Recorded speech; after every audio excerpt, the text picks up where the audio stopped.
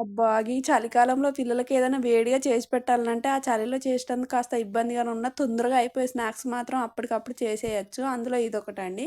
శనగపిండిలో కాస్త ఉప్పు, కారం, మసాలా, కాస్త వాము జల్లుకొని, చెంచాడు బియ్యపు పిండి గూడా వేసుకొని మంచిగా కలిపి, వాటర్ వేస్తూ ఇలా బజ్జీల పిండి మాదిరిగా కలుపుకొని పక్కనుంచుకోవాలి. ఈ పిండి నానే లోపున ఆలు ముక్కలు మంచిగా పొట్టు తీసి ఇలా పొడుగ్గా కట్ చేసుకొని, స్టవ్ పైన వాటర్ పెట్టి, ఆ వాటర్ కాస్త వేడైన తర్వాత కాస్త సాల్ట్ వేసి, ఆలు ముక్కలు వేసి ఒక పొంగు రానివ్వాలి. ఒక పొంగొచ్చిన తర్వాత వడపోసుకొని పక్కన పెట్టుకొని, ఈ నానుకున్న పిండిలో కాస్త సోడా వేసుకొని, ఆలు ముక్కలన్నీ అన్నీ అందులో వేసి మంచిగా కలుపుకోవాలి పిండి పట్టేటట్టు. తర్వాత స్టవ్ పైన ఆయిల్ పెట్టి, ఆయిల్ మంచిగా వేడైన తర్వాత ఇలా ఒక్కొక్క ముక్క వేస్తూ, చిన్న మంటలో నిదానంగా 2 వైపులా గోల్డెన్ కలర్ వచ్చేదాకా కాల్చుకొని, తీసుకొని సర్వ్ చేసుకుంటే ఎంతో టేస్ట్‌కరమైన ఆలుతో చేసిన స్నాక్స్ మనకు రెడీ అవుతాయండి. పిల్లలు మాత్రం చాలా ఇష్టంగా తినేస్తారు.